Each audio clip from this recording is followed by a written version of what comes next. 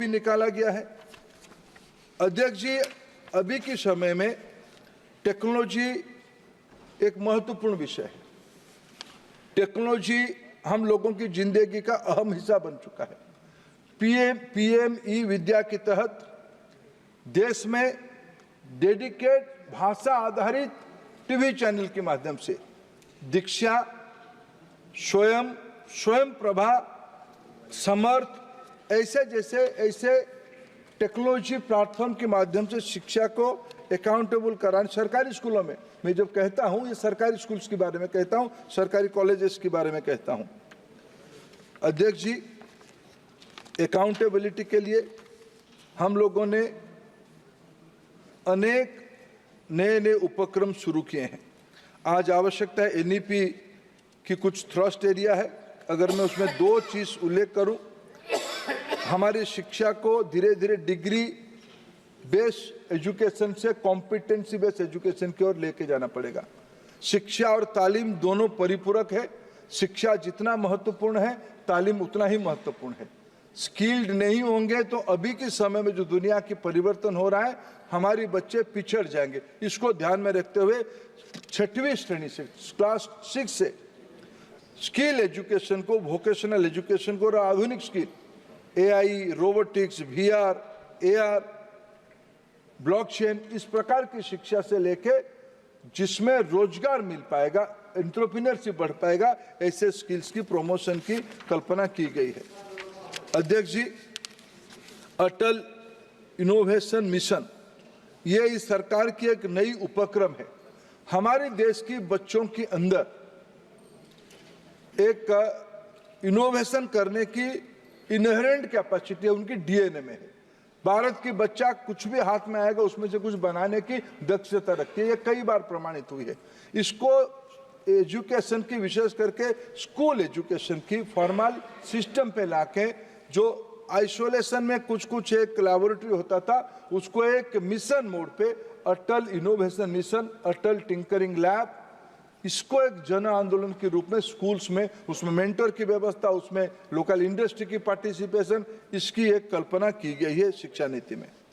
अध्यक्ष जी, सरकार ने थ्रस्ट दिया है रिसर्च एंड डेवलपमेंट। हमारे देश में नेशनल रिसर्च फाउंडेशन की गठन किया गया है। माननीय प्रधानमंत्री उसकी स्वयं नेतृत्व कर रहे हैं। अध्यक्ष जी, हमारे देश में इंडस्ट्री, एकेडमिया और पॉलिसी मेकर, ये तीनों लोगों की नेटवर्क ठीक से हो, इसलिए कल भी मैंने राज्यसभा में चर्चा करते हुए एक विशेष विषय में राज्यसभा ने रुचि लेकर चर्चा किया, प्रोफेसर ऑफ प्रैक्टिस। समाज जीवन के अनेक प्रमुख लोगों को पढ़ाने की अपने एक दायित्व मानते हैं।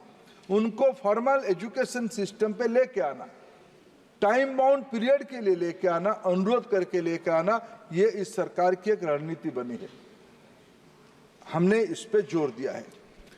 अध्यक्ष जी, शिक्षा को जैसे फ्यूचरिस्टिक बनाना है, वैसे ही शिक्षा को जड़ से जुड़ के भी रखना पड़ेगा, रूटेड करना पड़ेगा। इसकी मूल लिंक होगा भाषा। मैं आपको बड़े विनम्रता के साथ कहूं, अभी की राष्ट्रीय शिक्षा नीति और विशेष करके माननीय प्रधानमंत्री जी की आग्रह के कारण उनकी वक्तव्य को मैं उद्धृत करना चाहूंगा। हमारे देश में भाषा को लेकर कई प्रकार के विमर्श हुए हैं। मोदी जी की सरकार इस विषय में स्पष्ट है। भारत की सभी भाषा राष्ट्रीय भाषा है।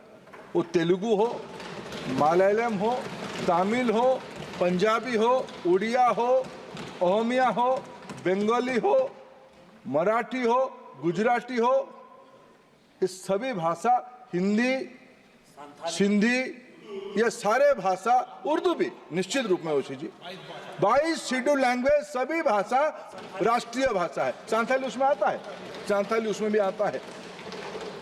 राष्ट्रीय शिक्षा नीति की स्पष्ट मानना है, बच्चा अगर क्लास 5 तक अपने ही मातृभाषा या अपनी स्थानीय भाषा में पढ़ेगा, तब उसकी क्रिटिकल थिंकिंग की शुरुआत होगी।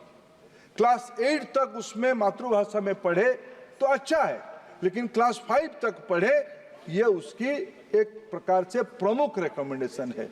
मैं इस सदन को आपके माध्यम से निवेदन करना चाहता हूं, हमारे देश की बच्चों को वैश्विक नेतृत्व लेने के लिए, ग्लोबल लीडरशिप के लिए, ग्लोबल रिस्पॉन्सिबिलिटी के लिए अगर ज्यादा बच्चे इनोवेटर बनेंगे, ज्यादा बच्चे वेल्थ क्रिएटर बनेंगे, एंटरप्रेन्योर बनेंगे, तब जाकर हम एक बड़ा सुपर पावर बन पाएंगे। इसीलिए हमारी भाषा को महत्व देना इस शिक्षा नीति की एक प्रमुख उद्देश्य है। इन दिनों में बहुत सारे लोकल लैंग्वेज के बारे में भारत सरकार ने प्राइमर बनाया है, 2 भाषी बनाया है। आज तक भारत की 77 स्थानीय भाषा पे भारत सरकार की एनसीईआरटी ने प्राइमर्स बनाया है। अध्यक्ष जी, आज जेई हो, नीट हो, सीयूईटी हो, ऐसे 13 मातृभाषा और स्थानीय भाषा में आज परीक्षाएं होते हैं। अभी कई सारे मित्रों ने एक वितर्क को, या उसको कैसे कहूँ, उस शब्द को मैं शायद मेरे पास शब्द नहीं हो रहा है, अभी बड़े आक्रामकता के साथ सभी ने कहा कि भाई आप चीज़ों को एक आइडियोलॉजिकल एंगल से दिखते हो। ऐसा नहीं अध्यक्ष जी, हम भारत की ज्ञान परंपरा आधारित हमारी शिक्षा बने।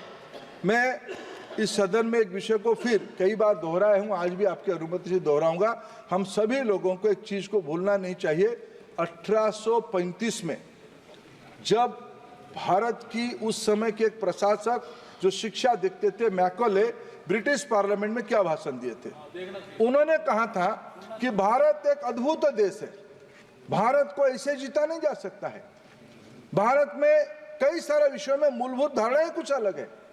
जब तक हम उसकी संस्कृति को मटियामिट नहीं करेंगे, उनको अगर जमीन तक नहीं लेके आएंगे, तब तक भारत को जीतना संभव नहीं। इसलिए भारत की शिक्षा व्यवस्था को हमको नष्ट करना पड़ेगा, एक पाश्चात्य ढांचा को हमारे ऊपर थोपना चाहिए, ऐसा मैकॉले का रिकमेंडेशन है। इसीलिए आज हमारी मान्यता है, हमें 21वीं सदी में भारतीयता के ऊपर, मैं अगर अनुमति दूं तो मेरे बहन कानीमोझी जी स्मित हास्य कर रहे हैं, मैं उनको कहूं भारतीयता का अर्थ क्या है? तिरुकुरुर को सभी भाषाओं में कानीमोझी पढ़ाना मेरे लिए भारतीयता है। शायद आप उसमें सहमत होंगे। तिरुवल्लुर की साहित्य को देश भर में ले जाना, शायद ये मेरे लिए भारतीयता है। मैं अध्यक्ष जी श्री अरबिंदो को, इससे तो खुश हो जाएगी, दूसरे आपने बोल दी ना तो नाराज हो जाएगी। सर मैं अध्यक्ष जी, वास्तव में कोई भेद है नहीं है, भेद तो है राजनीतिक कारण से। Doing that honourable member, you must know we are exactly doing that. मैं अभी श्री अरबिंदो जी को कोट करना चाहता हूं। मेरे मित्र ओवैसी जी भी आ गए, अच्छा लगा, ओवैसी जी के साथ थोड़ा रहने से अच्छा लगता है। श्री अरबिंदो कहते हैं शिक्षा के बारे में, education should be in accordance, Shri Aurobindo ji को मैं कोट करता हूं, education should be in accordance with the needs of modern life, but include the core ideas and method of ancient education. अध्यक्ष जी, इसमें क्यों चिंता होनी चाहिए? किसमें क्या आइडियोलॉजी है? अगर मैं तिरुकुरुर की बात कहूं, अगर मैं तिरुवल्लुर की बात करूं, अगर मैं श्री अरबिंदो की वैश्विक कल्पना को सामने रखूं, ये तो कोई आइडियोलॉजी नहीं है। नहीं, एक